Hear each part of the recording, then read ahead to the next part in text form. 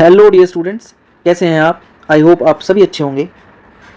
मैं आपका अपना विशाल ठाकुर आप सभी का स्वागत करता हूं हमारे चैनल वी स्कूलर्स अकेडमी पे। आज इंडिपेंडेंस डे है और आप सभी को इंडिपेंडेंस डे की हार्दिक शुभकामनाएं। तो चलिए बिना टाइम वेस्ट किए अपने चैप्टर की तरफ बढ़ते हैं और जो आज का चैप्टर है वो है atomic structure and this is in continuation with the JEE NEET 2025. This is our lecture number 2 and today we are going to discuss not very important topic from the exam point of view, but it will give you the insight or how subatomic particle were discovered of atom. So our today's topic is discovery of proton and discovery of neutron. तो चलिए बिना time waste किए start करते हैं। तो चलिए सबसे पहले समझते हैं डिस्कवरी ऑफ प्रोटॉन। हमने क्या देखा, हमारे पास जो एटम है यानी हमारा जो भी मैटर है वो जनरली क्या है, न्यूट्रल है। तो उसका जो सबसे छोटी यूनिट होगी एटम, वो भी क्या होगा, न्यूट्रल होगा।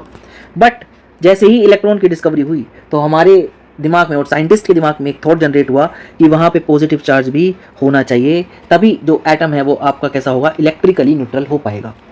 आई होप आप सभी को क्लियर होगा। तो यहीं से एक आइडिया आया कि हाँ, हो सकता है एटम में कोई पॉजिटिव चार्ज भी हो, राइट। तो चलिए आगे बढ़ते हैं और देखते हैं कि कैसे उन्होंने प्रोटॉन को डिस्कवर किया। During the experiment of cathode rays, Goldstein एक साइंटिस्ट थे, उन्होंने डिस्कवर की एक दूसरी टाइप की रेज जिनको कहा गया कैनाल रेज या फिर एनोड रेज। हुआ कुछ ऐसा सा, उन्होंने भी एक ग्लास ट्यूब ली जो कि 60 सेंटीमीटर लॉन्ग थी, उसके अंदर एक गैस भरी, उसमें 2 इलेक्ट्रोड लगाए गए, एक कैथोड एक एनोड। एनोड जो था वो पॉजिटिवली चार्ज था और कैथोड जो था वो नेगेटिवली चार्ज था। कैथोड को परफोरेटेड बनाया गया, परफोरेटेड मीन्स होल वाला। आई होप आप सभी को यहाँ तक क्लियर होगा। और इन दोनों इलेक्ट्रोड को एक हाई वोल्टेज पावर सप्लाई से कनेक्ट किया गया।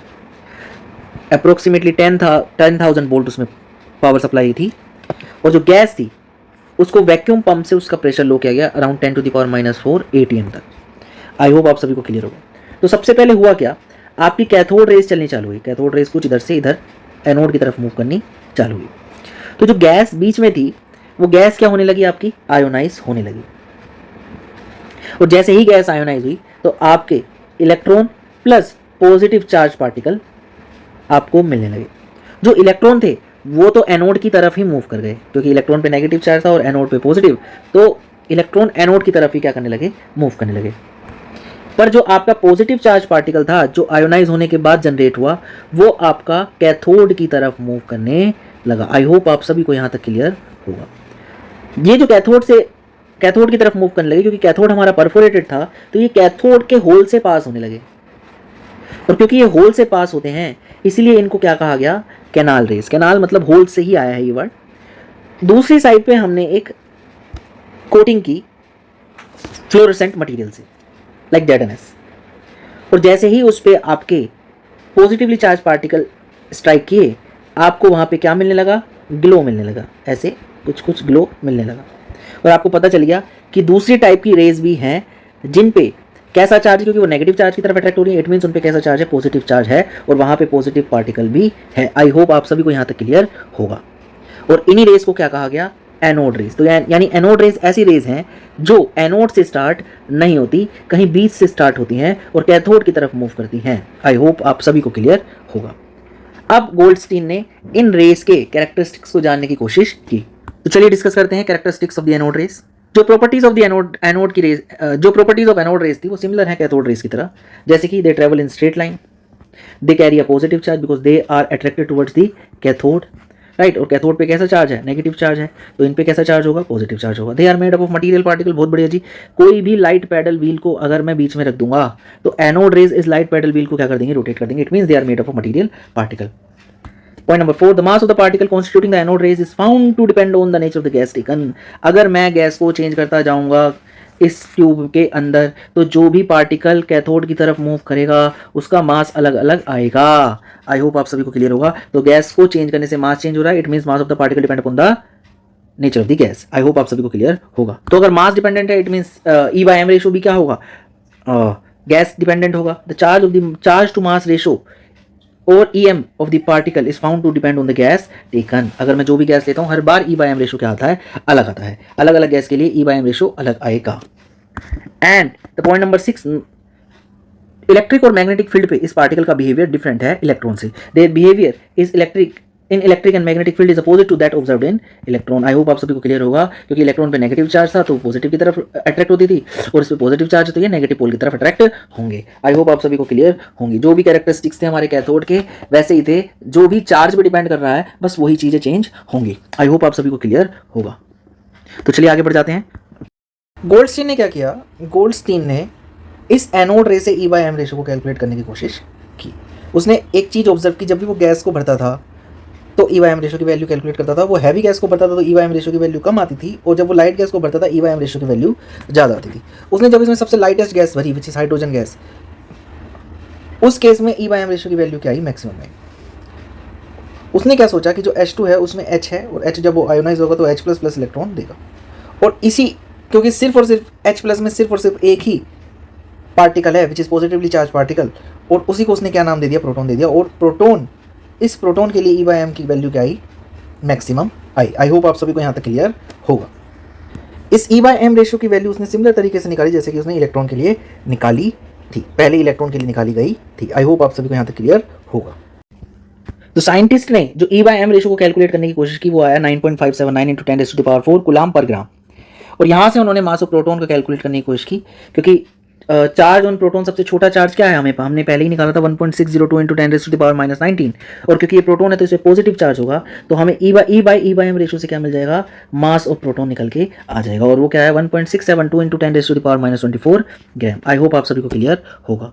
और इसको अगर केजी में निकालो तो वो आ जाएगा 1.672 × 10⁻27 kg, तो मास ऑफ प्रोटॉन आया 1.672 × 10⁻27 kg, राइट। तो यहाँ से हमने निकाल लिया E/m रेशियो ऑफ प्रोटॉन, हमने मास ऑफ प्रोटॉन भी निकाल लिया, और हमने डिस्कवरी भी कर ली प्रोटॉन की कि बेसिकली प्रोटॉन है क्या। तो चलिए आगे बढ़ जाते हैं और डिस्कवरी ऑफ न्यूट्रॉन की तरफ बढ़ते हैं। तो हुआ क्या कि रदरफोर्ड ने 1920 में एक थ्योरी पेश की for the existence of a particle, जो कि जिसको उसने नाम दिया neutron. Rutherford in 1920 put forward the theoretical requirement for existence of neutron as a particle. अब न्यूट्रॉन पार्टिकल बेसिकली था क्या, एक ऐसा पार्टिकल जिसमें कोई भी चार्ज ना हो और जिसका मास जो हो ऑलमोस्ट इक्वल हो प्रोटॉन के बराबर। ऐसा उसने क्यों देखा, उसने जब एटम का मास, जब हमें अभी तक क्या क्या पता चला है, हमें एटम में पता चला है कि वहाँ पे क्या है, सब एटॉमिक पार्टिकल हैं, यानी एटम से जो छोटे पार्टिकल हैं उसमें एक इलेक्ट्रॉन है और एक प्रोटॉन है। इन दोनों के बेसिस पे जब उसने मास ऑफ एटम को निकालने की कोशिश की तो वो जो मास ऑफ एटम आता था, एक्सपेरिमेंटली आता था, उससे मैच नहीं करा। बेसिकली अगर आपको एटम के मास को निकालना है तो इलेक्ट्रॉन का मास, प्रोटॉन का मास और ऐड कर दो। अगर आपको सिर्फ उतना ही पता है तो उतने का ही ऐड करो और आप मास निकालो।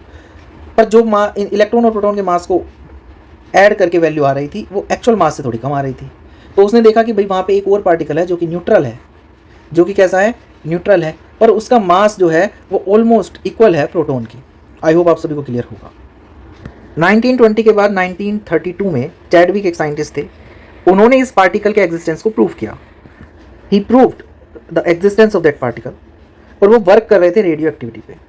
उन्होंने क्या किया, उन्होंने अल्फा पार्टिकल को बम्बार्ड कराया बेरिलियम पे, और एक नया टाइप का पार्टिकल जनरेट हुआ जो कि कैसा था, न्यूट्रल था, और जिसका मास ऑलमोस्ट इक्वल था प्रोटॉन के, या फिर कहीं थोड़ा सा क्या था, ज़्यादा था। तो उसी पार्टिकल को क्या कहा गया, न्यूट्रॉन कहा गया, जिसका मास प्रोटॉन के मास के बराबर या थोड़ा सा ज़्यादा कह लीजिए, और जो कैसा था, न्यूट्रल था। आई होप आप सभी को क्लियर होगा। यानी कि कुछ 12 साल तक कुछ भी बात नहीं की गई न्यूट्रॉन पे। आई गेस आप सभी को यहाँ तक क्लियर होगा। तो टेबल है कुछ ऐसी सी। इलेक्ट्रॉन को डिस्कवर किया था जे थॉमसन ने, इसका सिंबल दिया E, और इस पर जो चार्ज आया, सबसे स्मॉलेस्ट चार्ज जो आया वो आया -1.6022 × 10⁻⁻19 कूलम, और रिलेटिव चार्ज की बात करूँ तो इस पर -1 चार्ज है। और मास की अगर मैं बात करूँ तो इसका जो मास आया वो आया 9.1094 × 10⁻31 kg। प्रोटॉन की डिस्कवरी करने के लिए गोल्डस्टीन आए, उन्होंने सिंबल दिया P, और इस पर भी सबसे स्मॉलेस्ट चार्ज जो पॉसिबल है वो वही आएगा, वो आया 1.602 × 10⁻19 कूलम, बट पॉजिटिव। और रिलेटिव चार्ज क्या आया इस पर +1, और मास क्या आया 1.6726 × 10⁻27 kg। न्यूट्रॉन की डिस्कवरी हमारे चैडविक ने की, उन्होंने सिंबल दिया N, और चार्ज इस पर 0 था, और रिलेटिव चार्ज की बात करूँ वो भी 0 आया, और इसका मास थोड़ा सा ज़्यादा आया कंपेयर टू प्रोटॉन से, which is 1.6749 into 10⁻⁻21 kg। I hope आप सभी को क्लियर होगा। तो यहाँ से एक चीज़ निकल के आती है कि जो मास ऑफ इलेक्ट्रॉन है वो बहुत ही very very very very very very very very less है। तो अगर मैं एटम के मास को निकालूंगा तो इलेक्ट्रॉन के मास को नेग्लेक्ट कर सकता हूँ, राइट। और अगर मैं रिलेटिव मास की बात करूँ और इलेक्ट्रॉन के मास से सबको डिवाइड कर दूँ तो इलेक्ट्रॉन का मास हो जाएगा 1 और आपका प्रोटॉन का मास आ जाएगा 1837 times of electron and neutron का मास आ जाएगा 1838 times of electron. I hope आप सभी को क्लियर होगा, ये अप्रोक्सीमेट है, राइट। तो चलिए देख लेते हैं इलेक्ट्रॉन, प्रोटॉन और न्यूट्रॉन क्या है एक बार।